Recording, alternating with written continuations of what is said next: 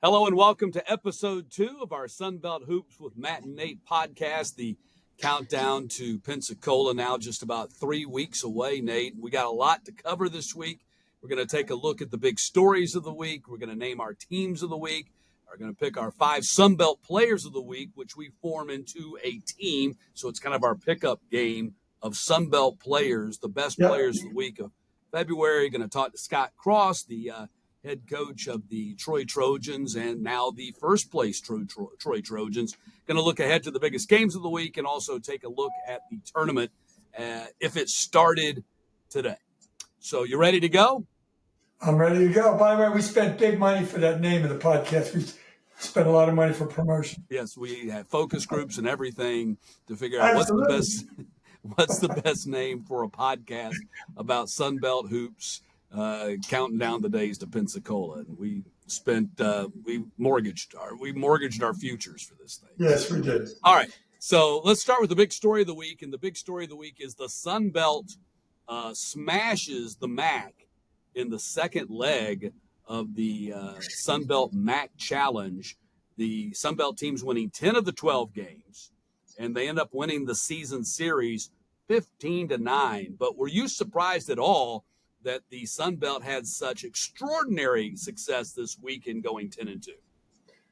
Well, this time the games were all in Sun Belt courts, which has a little bit of a factor. But I watched as many as I could of them, and a lot of close games, especially the Appalachian game, and JMU was close down the stretch, but a couple blowouts as well. I think it just shows the strength of the league. How they decided who played who, I'm not sure. The net rankings. Pardon me? They used the net rankings. So, okay. So whatever their cutoff time was, they used the net rankings. So the marquee matchup was James Madison versus Akron, and those were the two highest rated net ranking teams in their respective conferences. The Dukes win that one 73-59, and that's a Zips team that's 10-1 right now in the MAC. Yeah, they're leading the MAC, and of course JMU is up there, or depending on what happens this coming weekend, they're going to be in the top 4. So that was a really good game. And Coach Byington's team played very well. The Appalachian game was a double overtime game. But no, I'm not surprised. I mean, we see the Sun Belt all the time. I don't see the MAC as much. But it's a very competitive league. And every coach you talk to says it's hard to win on the road. Well, all the Sun Belt teams were at home this past week. And Sunday night was the Louisiana game. Yeah, and the Sun Belt won 5 road games when they played back in November, very early in the non-conference. And, of course, James Madison won that game. They've got a historic season going here. They're 22-3. They've tied the record for the most program wins in the regular season, and we still have 3+ weeks to go. Matched the number from 42 years ago, the 1981-82 team that reached the NCAA tournament and finished 24-6. I don't know where the Dukes stand if they don't win the Sun Belt tournament. The net ranking suggests that they don't get in because they're around that 60 number. But they are 13-0 in non-conference play. And then they're going to close the season on the road. They got Georgia State and Georgia Southern this week. And that Georgia Southern game on Saturday is going to be their final home game of the year, of the regular season. Right. Then they go 4 in a row on the road to finish it up. They got a quad 1 win. Of course, they opened the season at Michigan State. So all those quad 1, quad 2 stuff makes a difference. The game that they played against Akron might be a quad 2 win. I'm not sure, depending on how the net turns out. But that kind of stuff makes a difference down the stretch. It will be not impossible, very difficult, I think, if they don't win the tournament to get in. But it's not impossible. Get in the finals, lose at the buzzer. Depending on what the big boy teams, leagues do, you never know. You're looking at a team that if they run the table at 22-3, they're going to be at 30-something wins. They're going to be at 30-something wins by the end of that Sun Belt tournament. Now, of course, if they win the Sun Belt tournament, it doesn't matter. They're in. But, you're looking at a team that has, if they run the table, let's say they lose in the final, they're at like 30 wins and 4 losses. That's going to be hard to keep that team out. But so the committee's going to have to wrestle with that net ranking a little bit, but also that non-conference number 13-0, I think really stands out in the fact that, you won your big non-conference games. You mentioned Michigan State. You win this challenge game. You win 2 games in the challenge. So I think that's there's an argument maybe to be made. We'll cross that bridge if we have to when we get to the end of the tournament. The other big story, the other big story, Nate, is that it's been a rough year for conference coaches. We had a third now sideline. Southern Miss coach Jay Ladner went through a heart-related medical emergency on Tuesday before they played Old Dominion on Wednesday. The school released a statement. The family thanked the medical team for saving his life. So, calling it a heart-related medical emergency maybe does not do it justice to just how serious this was and dangerous this was. And certainly we hope for a full recovery for Coach Ladner. And by all accounts, a full recovery is expected. But he's the third. Jeff Jones, medical issues, and now he's battling cancer. Cliff Ellis stepped down December 4th, resigned from his post after 50 years coaching basketball. But it's been a kind of an extraordinary year in that regard. So we now have 3 interim coaches leading teams as we head towards the tournament. Well, it's invaluable. I have a good friend of mine that's an athletic trainer who says, don't call us trainers. Trainers train dogs. Athletic trainers deal with athletes and coaches. And they were, thank goodness, there at the right time, right place, right time to save his life, as he said. It's just been an unusual year in the league. And just the other day, unfortunately, a Furman football player during a workout. That's right. Young man from Atlanta. Young man from Atlanta. I actually called the final game of his high school career when Harrison, the team he played for, won the state championship. So, Mr. Bryce Stanfield. So just terrible, horrible story.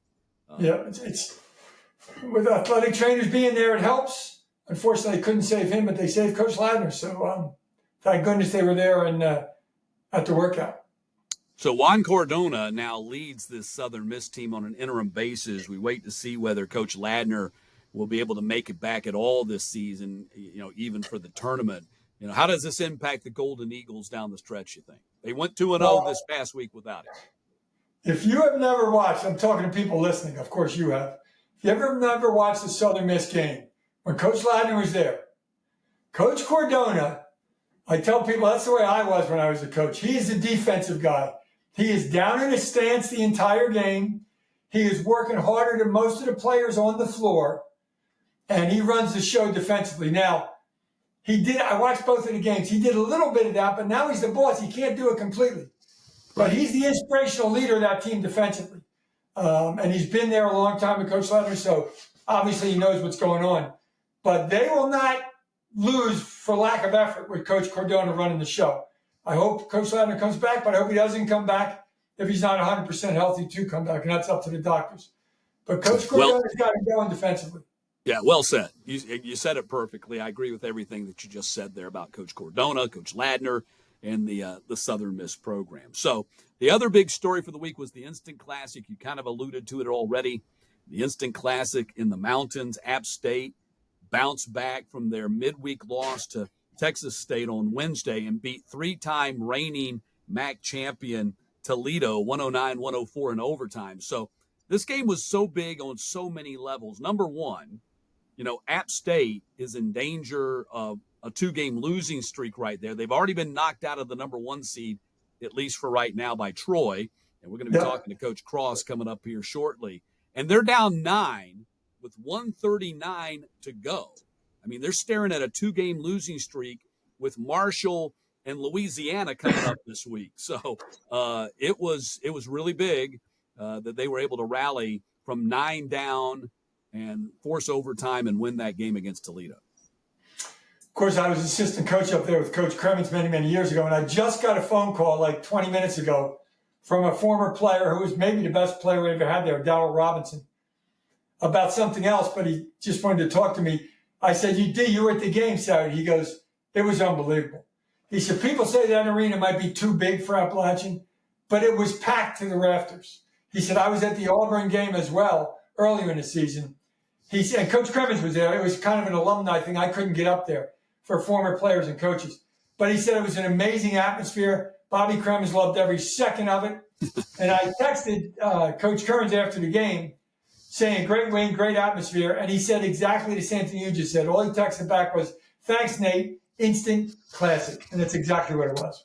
Well, we talked about this last week with Coach Kearns about how he's made basketball a thing at App State. Yeah. And they've had 4 sellouts in their program history, 2 of them coming this year. Auburn, when they beat the Tigers, and prior to that, North Carolina, the first time they ever opened the building, the first game ever, they had North Carolina there. And, of course, everybody was there to see North Carolina.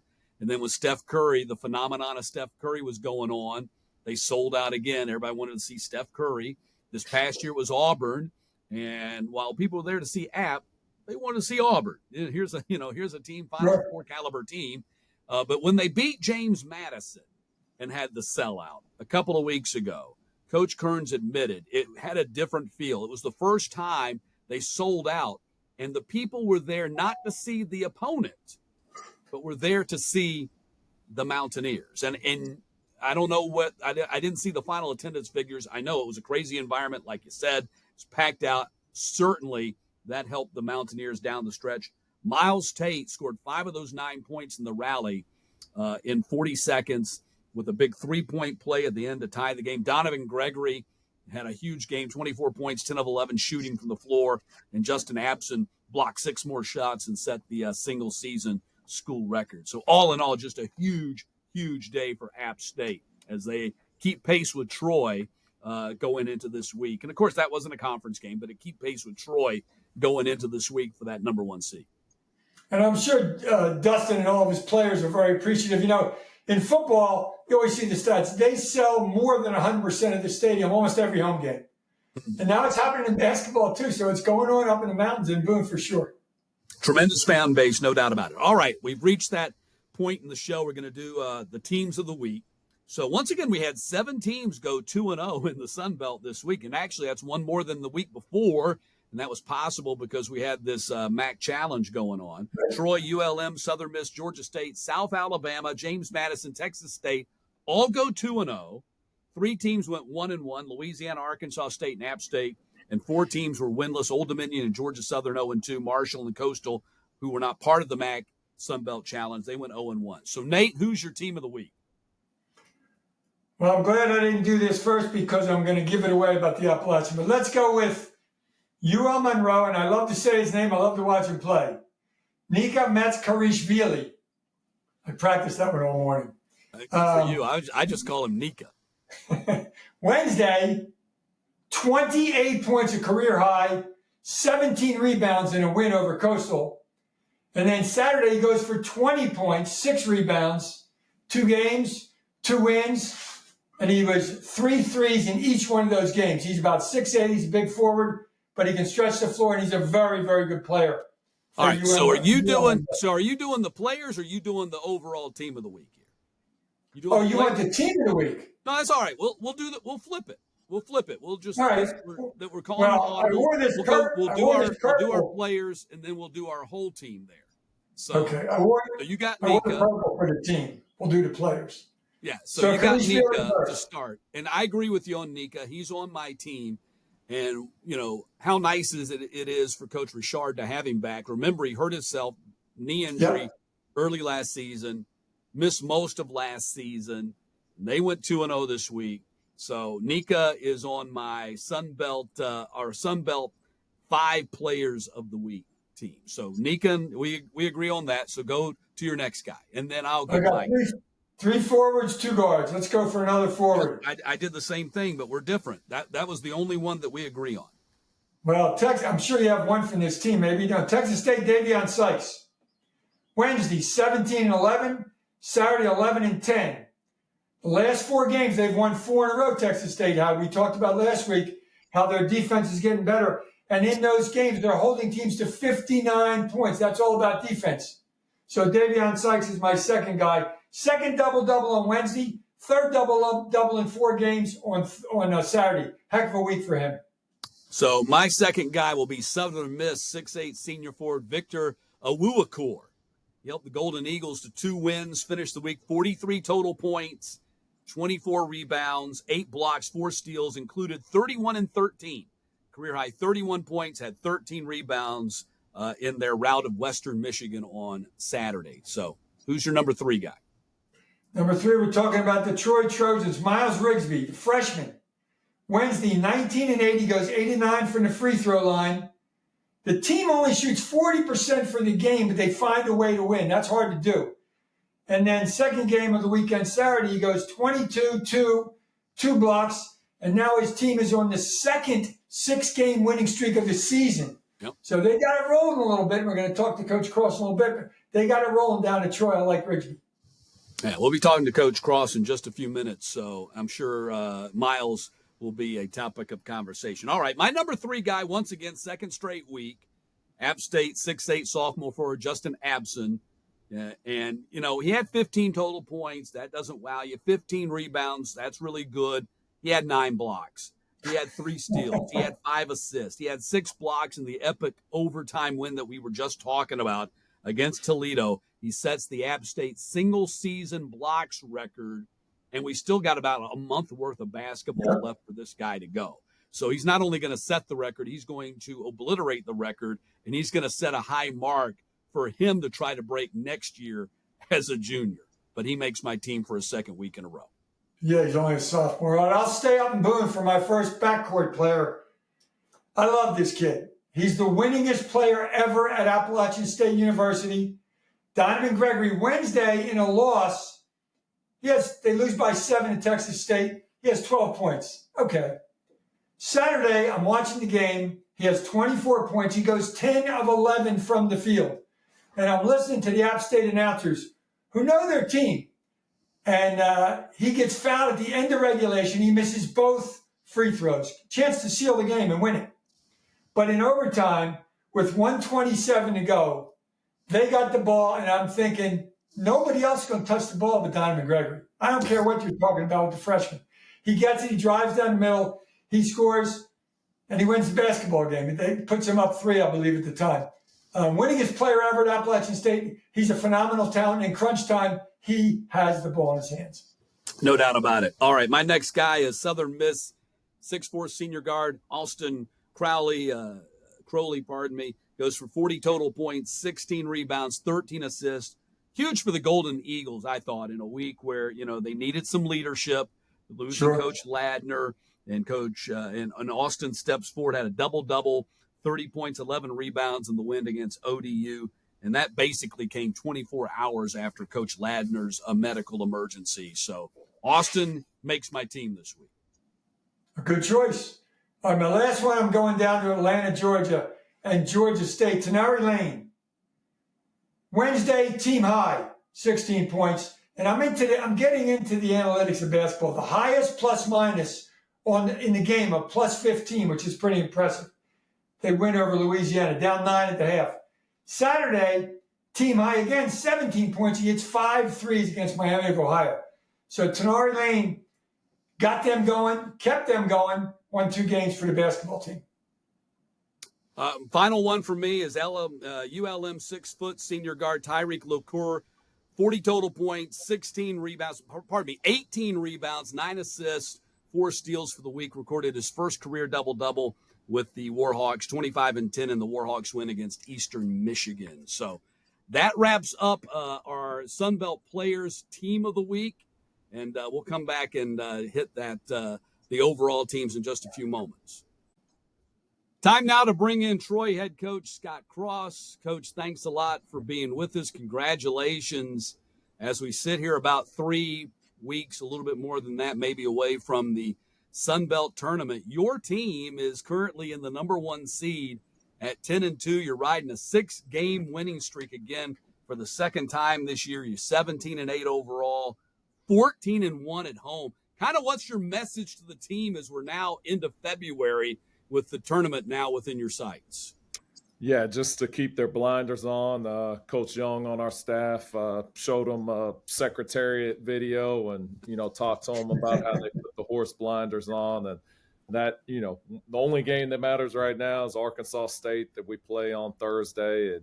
And we have to be, what's made us successful in the past. We have to continue to do that. We can't all of a sudden try and do something that hasn't made us successful. The things that have made us good are, our defense, our offensive rebounding, and we've got to continue to do those things. And that's where our focus has to be. You can't start worrying about, scoring or this or that, or even looking at the standings. You just have to be hyper focused on doing the things that have made us successful. Coach, you just said that the offensive rebounding, which is really impressive, but nobody's got like 10, 12 rebounds a game average. Is it a mindset? Is it obviously something you work on? Or what do you attribute the success of your offensive rebounding to? Or is it just they want to go get it? Yeah, I think a couple things. You have a guy like Thomas Dowd, who's just a freshman who goes after every single one, and I think that kind of carries over and becomes contagious. We have another guy that comes off the bench, Randarius Jones. We call him RJ, and he is a monster on the offensive boards. He's so strong. He's almost impossible to block out. But it is something that we work on every single day. It's a point of emphasis in practice. I feel like if we can get 6 to 10 more shot attempts than the opposing team, we're probably going to win the basketball game. So turning the other team over, getting offensive rebounds, obviously that takes some pressure off of what you have to do offensively. And sure, I think that's been the recipe for our success. But, on the same token, we have to do a good job taking care of the basketball and not giving up second chance points as well, which, I think we've done an adequate job blocking out and rebounding. We've gotten lackadaisical at times, just like we did the other night against Kent State. We're up big, and then we start flipping the ball around a little bit. We can't do that. If we want to win at a high rate and have a chance to win a championship, we're going to have to really value the basketball. Have you figured out how to coach in this era of the transfer portal? I asked that question because I think you have, because, you were near the top a couple of years ago, and this is an entirely different team almost than the team you had. Maybe just a couple of guys left over, and they were not nearly in the roles that they're playing now. So you've had to learn how to, almost every coach, and those that do succeed, and I guess those who don't, but you've had to learn how to flip your roster pretty quick and come back and start from scratch sometimes almost every year. Yeah, we have had a new roster. It seems like every year, somewhere between 7 and 11 guys every year. We did not take not one transfer portal guy this year. So we went with a little bit different approach. We got high school guys and junior college guys. And, I don't know what the right answer is. I know with the way the NIL is, it makes it very difficult unless you're have a whole lot of NIL money to throw around, which we do not. Then, but with that being said, I figured there were a lot of good high school and junior college players who are dying to play Division I basketball that don't require a whole lot of NIL money. And so that was kind of the route that we chose. And I didn't know some of these guys would be as good as they've been. I knew they were going to be good players, but, to know that Thomas Dowd was going to do what he's done as a freshman, or Miles Rigsby as a freshman, I didn't know they were going to be this good and this dynamic right away. And then, Tayton Connerway is a junior college guy who's been, he was a JUCO All-American. We figured he'd be a pretty good player, but you never really know until you get them on the roster and they start playing. But those guys have been really, really good for us. And, I think it's worked out for us. I'm not sure that you want to do that every single year and just rely on freshmen. I think that's a hard way. But, the good thing about it is, sometimes those freshmen, they don't have all the answers, and they're moldable and coachable, and you can get them to, crash every time when the shot goes up and, be really, really bought into what you're doing defensively. And so I think that's been what's kind of worked for us this year. Coach, Dustin Kearns uses this phrase. You use it. I'm just curious as to where, take the stairs. I know what it means. Where did it start? So for me, back in, when I was first starting out, when we had no budget, we stayed in straight Holiday Inn Expresses. So, Been those are there, done that. two or three levels. And so Derek Daniels was on my staff. Y'all may remember Derek played at U of H, one of the best point guards that's ever played. He was terrified of elevators. And, I'm just kind of the guy that likes to, not do a little exercise and not take a shortcut. And so it became where the entire staff would always get our keys and we go right up the stairs. And, if we had to go right back to the bus, we put our stuff up, we're back down, and they're still waiting on the elevator. And so we would give them a hard time. I can even remember, it was the year we went to the NCAA tournament in 2008. I can remember we stayed off Holiday Inn Express there in, where is it? Where the Southland tournament is in what is it in East Texas? Katy, Texas is where it was. But we stayed in the Holiday Inn Express there. I can remember, very, very vividly, our guys did not take elevators there because we would give them a hard time. And so then probably about 2010, I think we may have came back actually from this road trip from Troy, and it was snowing outside, and I was jogging around the concourse getting some exercise, and I can remember the elevator doors opening up, and it was a service elevator in the College Park Center, and I remember like 6 guys getting out, and I waved as I'm going because somebody usually wave, and then all of a sudden it hit me. Like that was 6 of our guys that just walked out of there. And so I'm driving home. I call Coach Young, hey, can you believe, 6 of our guys would be in the freaking service elevator? And he tried to calm me down a little bit, but he was a little bit shocked. And then I called my wife and tell her, and she's like, oh, no. She's like, my coach would have killed us if we would have done that. And so, I'm still, I did not sleep a wink that night. We had a game that we were playing, and the very next day, so we do shoot around. I huddle all the guys up in midcourt. I say, hey, who were the guys that I waved to when I was jogging? They all raised their hand. Nobody, tried to get out of it. And I was like, all right, here's what you're going to do. You're going to get on your hands, and your teammates are going to grab your shoes, and you're going to wheelbarrow from midcourt all the way up the stairs, all the way to the elevator, and then you're going to wheelbarrow back down to midcourt. And so it took them 15 minutes to do it. So they get there, get back, and their arms are shaking, and I was like, do you understand why I made you do that? And they're like, because you're crazy. And I was like, no, because if you're so mentally beat that you feel like you cannot walk up 1 or 2 flights of stairs, because you walk right up the stairs and their apartments were right there, and you can't do that because you're so mentally weak. I said, we had no chance to win this basketball game, so we might as well just forfeit it. And so they kind of understood there. We had shoot around. They could not hit a shot. So I told our staff, I probably just lost us the game. But we ended up actually winning that game. And from there, it became, we don't ever want to see you take another elevator again. And if you do, we're going to have an issue. Now, that's, if they're on the 4th floor or higher, like I'm probably not going to make an issue of it. But if we're at the Holiday Inn Express or the Fairfield Inn, where we usually stay, we moved up to Fairfields here at Troy. If they're on the 2nd or 3rd floor and I see them taking an elevator, then we're going to have some issues. So that's kind of where it grew. And then, we won that year, and it just kind of built up from there. Sorry to take up so much time on you. That's great. That's a great story. It's totally worth it. So, you were referencing your days back at UT Arlington was your alma mater. You were the head coach there. You were there forever.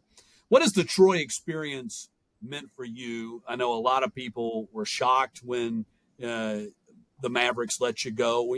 I thought, man, you can be there forever. And you were successful, had great things going for you, and then things change. And, that's the coaching business.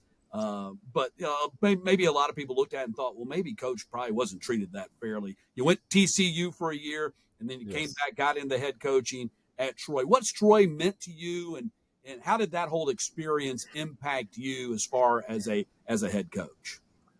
Yeah, that's a good question. I think, that's why I got this job is, we were in the league together. And so they knew that we had been successful. And I think for them, it was just trying to figure out, did I cheat on my wife? Did I do something? Did I cheat getting a player? Did I do any of those things? And when they found out that the answer was no, they were like, okay, well, you know, he would be a great fit here. And so it worked out. I got hired, and the guy that actually hired me, McLean, uh, Jeremy McLean, I'm sorry, who's now the AD at Southern Miss. A week later, he called me up, and I was at the parking lot of Target because it was that transition kind of phase, and he called me up. He's like, "Hey, this is the toughest conversation I've ever had to make."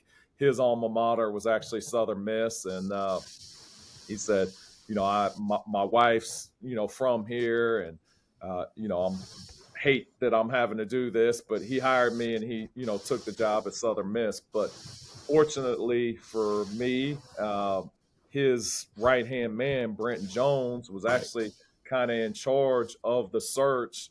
And, I was one of the guys that Brent brought to Jeremy's attention. And, so like Brent has been absolutely amazing, to be, to be supported the way that I feel supported here. I don't take that for granted. And, it starts at the top with Dr. Hawkins, our chancellor, who's an absolutely amazing leader as well. But the support I get every day from Brent Jones, as well as Dr. Hawkins, now, I understand, okay, the good Lord did this for a reason. This is where I'm supposed to be. And so, it's been a blessing. I mean, I'm looking out the window. I can see my two youngest sons, high school. I'm home in a minute and a half once I leave the office here. And so it's been great for our family. And we absolutely love it here now. Coach, in that same vein, in that same regard, Greg Young's now back with you, Coach Young, with you many years at UTA. That's got to be a comfort factor and obviously a confidence factor that you guys know what you're going to say before you say it to each other. Without a doubt. I think somebody may have done the stats. I thought I heard the number 180 or 190, but I think out of all the wins that I've had, he's been a part of like 190 of them. Wow. Which is what, now 301, right? You're at 301. I believe so. I believe and congratulations. That's correct. Yeah, thank you. But to get him back on staff, when Coach Mangrum had been on my staff forever, he's now at New Mexico State. When he left, it felt like your left arm was cut off. And then, Coach Young became available. He got a bad raw deal there as well. And for him to be available, it's like all of a sudden it got reattached again. And he makes my job so much easier because he has so much experience. He knows the game. He's just got done being a head coach again at this level, and so knows all the pressures you're going through, all the things that you would need. And so, the number of things that he takes off of my plate, I can't even begin to describe how much he takes off my plate. But if I'm not here, I know he's going to run the program exactly how I would want it. He sees the game in a similar fashion. He helps hold our guys accountable. He's a great leader. I can't say enough great things about him. He's definitely one of the best coaches that I've ever been around. Coach Cross, thanks a lot for being with us on the podcast. We look forward to visiting with you as we get ready for Pensacola here in a couple of weeks, and continued success down the stretch. You're currently the number 1 seed, and that's pretty good. Yes, sir. Thank you guys very much. Thanks a lot, Coach. Thank you. So that was great to visit with Scott Cross. Just picked up his 300th career victory a couple of weeks ago. So congratulations to him. Nate, let's get back to business here. And actually, let me not say that. So I'm screwing it up. So, okay, here we go. Actually, I tell you what, we'll do it that way. We'll do it again. I'm going to do it. Here we go. 3, 2. So that was great to visit with head coach Scott Cross, and congratulations to him. Just picked up his 300th career victory just a couple of weeks ago. I'm so glad he's back in the Sun Belt Conference. He got a raw deal at UT Arlington. Absolutely. Really bad deal. And I'm so glad that Troy hired him. I know Troy's very happy that they hired him, one of the all-time good guys and a great basketball coach. He's going to get them into the NCAA tournament. I don't know if it'll be this year. He's got a shot, but he's going to do it eventually. So congratulations to him. All right, let's get back to business. We got some business to attend to before we wrap up our second podcast. Let's get back to your team of the week, your team on the floor. Who was your team of the week? Well, as you can see, I'm wearing a purple quarter zip here. Oh, that's the clue. Okay. That's the clue for the JMU Dukes of Mark Byington. I love to watch them play. You know, I say this a lot when I'm doing games. A lot of teams guard you in what you want to do offensively. Well, what Coach Byington has done, he's established this at JMU now. They take you out of what you want to do. They don't let you do what you want to do, so it makes you uncomfortable. And obviously, you have to do something that you haven't practiced because of their defense. They're number one. And this time of year, I don't look at total stats. I look at the Sun Belt Conference stats because that's all it's going to count down the stretch. They're first in points, scoring margin, field goal percentage, turnover margin, assists, and assisted turnovers. They're second in opponents' field goals and steals. They're 1 and 2 in everything. Now, The only fly in the ointment is they're not a great free throw shooting team. And if it comes down to tiebreakers, they lost Appalachian State twice. Yeah, but you know Coach Byington, if they get to play them again, he's going to say, guys, they can't beat us 3 times in a year.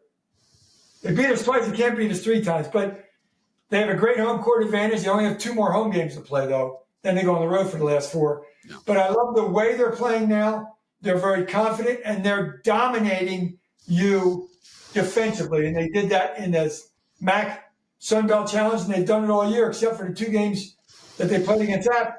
Those are close games. They can score a lot of points. They want to play with pace, or they can slow down and just beat you. I think they got a lot of things going for them late in the season with a couple weeks to go.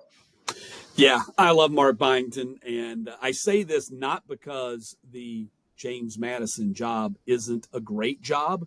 I say this because Mark Byington is a great coach.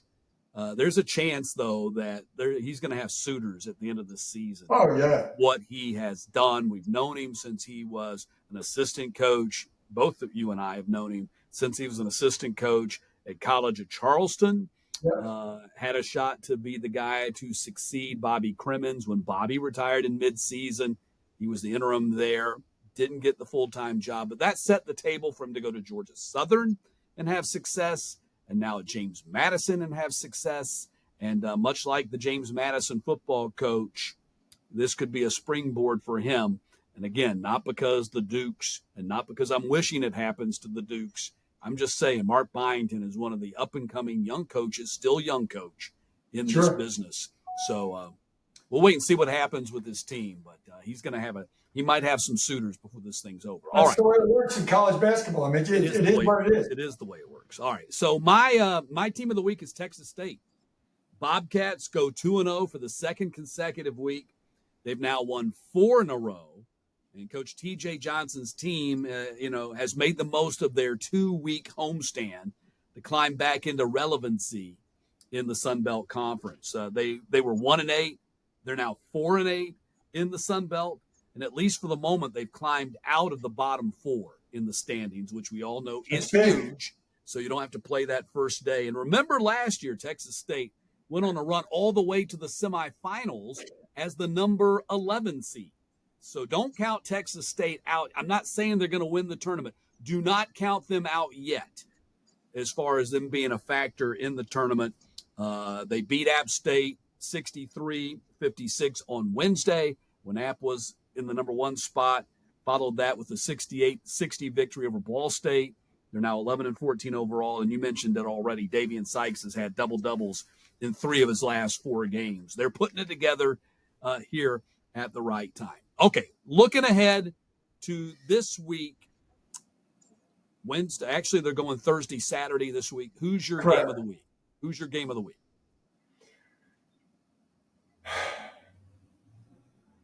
It's a tough one.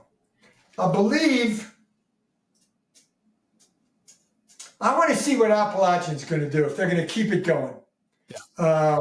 They've been really good at home.